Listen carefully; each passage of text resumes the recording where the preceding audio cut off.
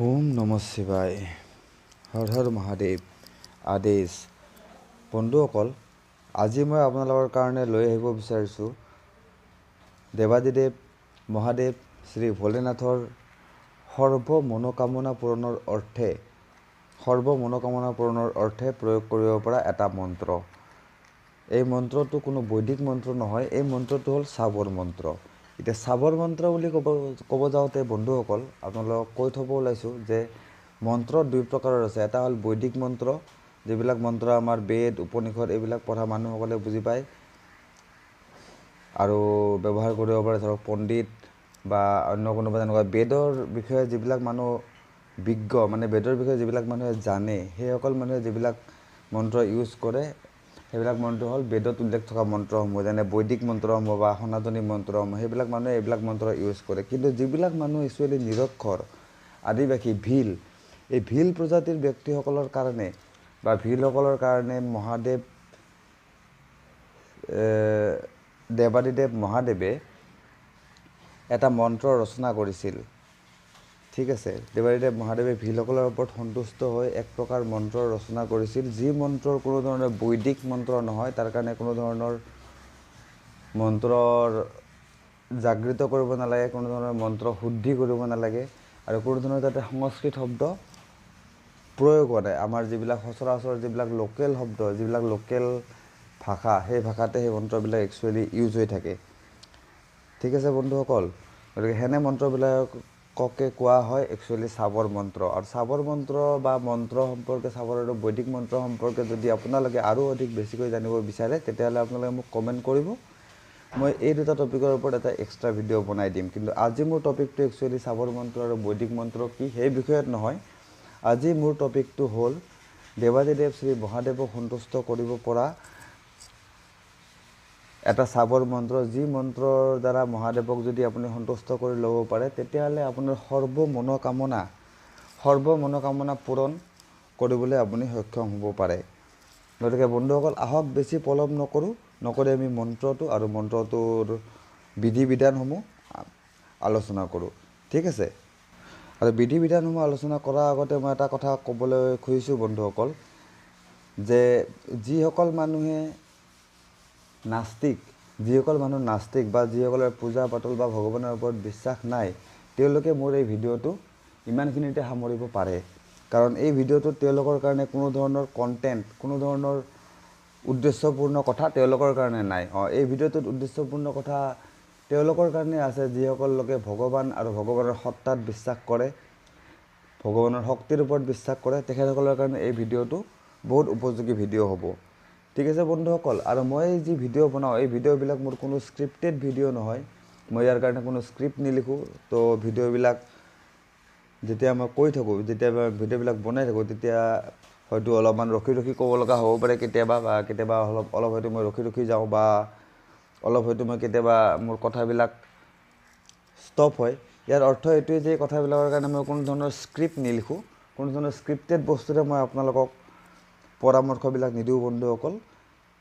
মই যি পৰামৰ্শ আপোনালোকক দিওঁ, সেইবিলাক পৰামৰ্শ সদায় মোৰ ব্ৰেইনতে থাকে আৰু মই সেইবিলাক সচৰাচৰ প্ৰয়োগ কৰি আহোঁ মোৰ নিজৰ দৈনন্দিন জীৱনত।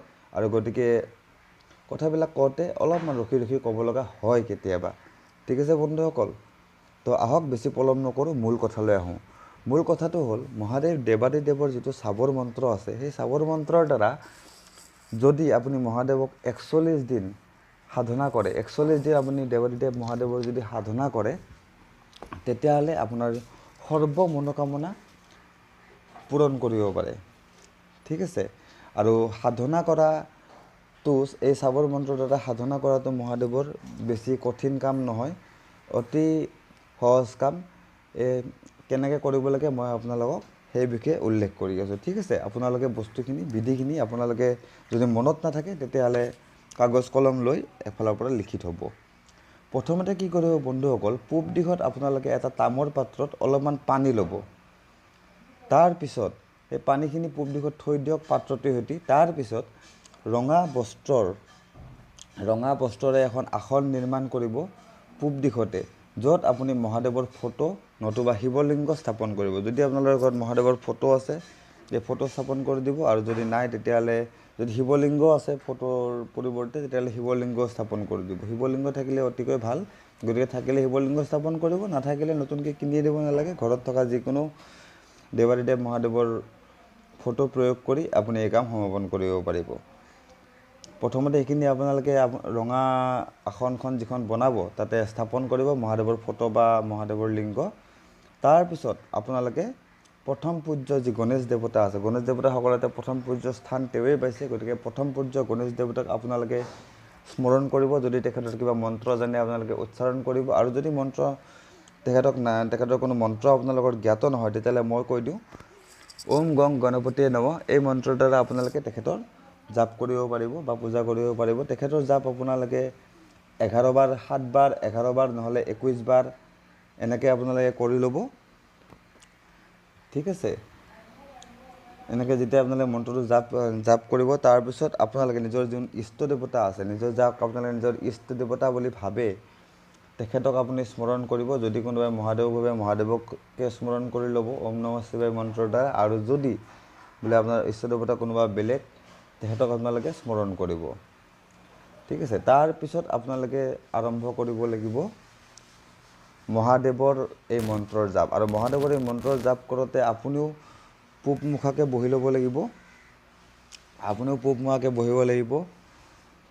আৰু এই মন্ত্ৰৰ মালা জপ কৰোঁতে আপোনাক কোনো ধৰণৰ মালাৰ প্ৰয়োজন নহয়। যেনেকৈ মানুহে জপ কৰোঁতে কেতিয়াবা ৰুদ্ৰাক্ষ মালাৰ ব্যৱহাৰ কৰে, যদি আপোনাৰো ৰুদ্ৰাক্ষ মালা আছে তেতিয়াহ'লে আপুনি ব্যৱহাৰ কৰিব পাৰে, কিন্তু এই মন্ত্ৰ জপ কৰোঁতে কোনো ধৰণৰ মালা ইউজ কৰিব নালাগে।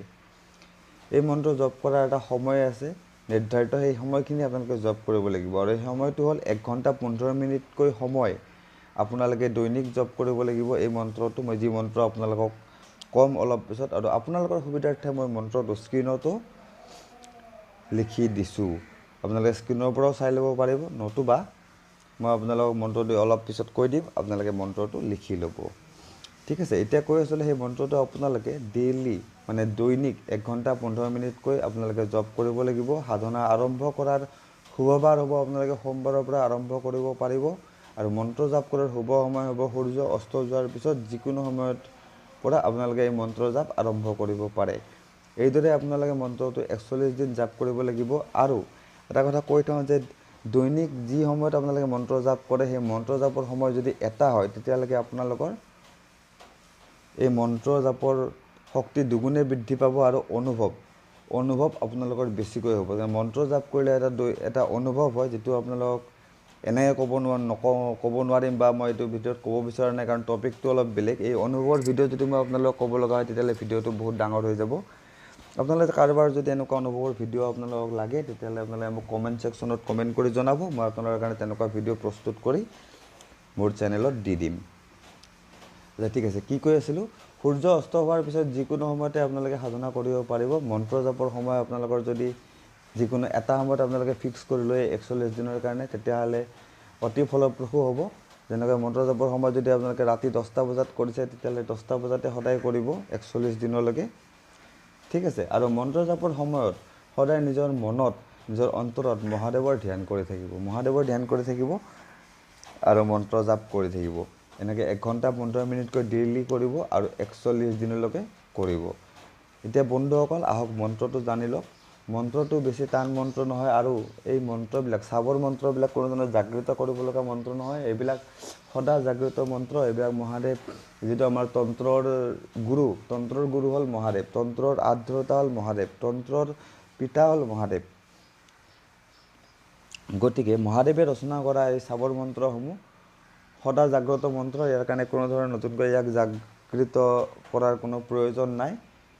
এই মন্ত্ৰটো আপোনালোকে কোনো জাগৃত নকৰাকৈ আপোনালোকে প্ৰয়োগ কৰিব পাৰে। এইটো সদায় জাগৃত মন্ত্ৰ, তাৰমানে সদায় জাগৃত হৈয়ে থাকে। মন্ত্ৰটো আপোনালোকে শুনি লওক। মন্ত্ৰটো হ'ল আদ অন্ত ধৰতি আদ অন্ত পৰাত্মা। মন্ত্ৰটো হ'ল, আকৌ এবাৰ কৈ দিছোঁ শুনি লওক। আদ অন্ত ধৰতি আদ অন্ত परमात्मा, दोनों बीच बैठे शिवजी महात्मा, खोल घरा दे धरा, देखा शिवजी महाराज तेरे शब्दों का तमाशा। তো বন্ধুসকল মন্ত্ৰটো আৰু এবাৰ কৈ দিছোঁ, আপোনালোকে ভালকৈ শুনি লওক। आद अंत धरती आद अंत परमात्मा, दोनों बीच बैठे शिवजी महात्मा, खोल घरा दे धरा, देखा शिवजी महाराज तेरे शब्दों का तमाशा। বন্ধুসকল এই মন্ত্ৰটো আপোনালোকৰ সুবিধাৰ কাৰণে মই স্ক্ৰীনতো দি দিছোঁ, আপোনালোকে মন্ত্ৰটো চাই ল'ব। আৰু লিখনিটো যদিও অসমীয়াত আছে, কিন্তু মন্ত্ৰটো আপোনালোকে মই যেনেকৈ উচ্চাৰণ কৰিছোঁ এইমাত্ৰ আপোনালোকে তেনেকৈ উচ্চাৰণ কৰিব লাগিব। আপোনালোকৰ সুবিধাৰ্থে মই বস্তুখিনি অসমীয়াত লিখি দিছোঁ, কিন্তু অসমীয়াত লিখি দিলেও যিটো ধৰণৰ উচ্চাৰণৰ শৈলী সেই ধৰণেই আপোনালোকে উচ্চাৰণ কৰিব লাগিব, যিহেতু এইটো চাবৰ মন্ত্ৰ হয়। ঠিক আছে বন্ধুসকল, গতিকে এই মন্ত্ৰটো আপোনালোকে 41 দিনলৈকে কৰি চাওক, আপোনালোকৰ সৰ্ব মনোকামনা আপোনালোকৰ পূৰণ হৈ যাব। আৰু 41 দিনৰ পিছতো আপোনালোকে যদি মহাদেৱৰ কৃপা সদায় পাই থাকিব বিচাৰে, তেতিয়াহ'লে এই মন্ত্ৰটো আপোনালোকে দৈনিক আপুনি এক মালা মানে এক ৰুদ্ৰাক্ষৰ মালা মানে 108 বাৰকৈ আপুনি দৈনিক যদি আপুনি স্মৰণ কৰিব, তেতিয়াহ'লে আপোনাৰ ওপৰত দেৱাদেৱ মহাদেৱৰ কৃপা দৃষ্টি সদায় থাকিব।